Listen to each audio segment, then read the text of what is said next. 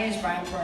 I'm an 8th grader at Bryan Middle School. The issue that interests me most is racial discrimination. Did you know students of color are 3 times more likely to be suspended or expelled than their white peers? It can lead to them falling behind academically, including not reading at grade level and sometimes dropping out of school.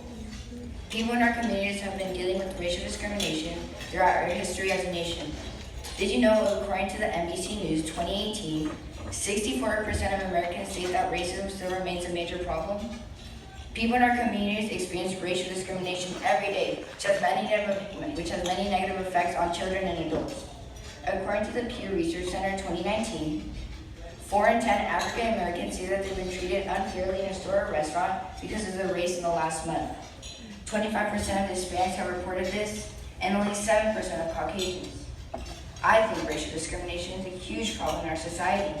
This issue has led people to fall into depression and mental health issues.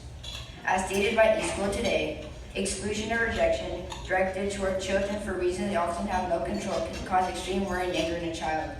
It results in anxiety, sadness, depression, and a feeling of guilt and emptiness. Kids who face discrimination feel scared to even go to school, or they will feel judged for being different. When those children grow up, they will continue to feel the negative effects. The National Women's Law Center found that a woman of color who works full-time year-round could lose more than $1 million in income over a 4-year career because of the wage gap.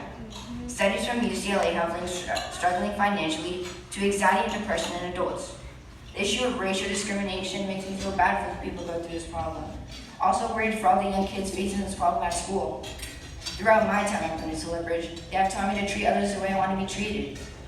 More people should start talking to the kids about racial discrimination because they should know what it means and be able to stick up for themselves if this happens. Thank you for listening.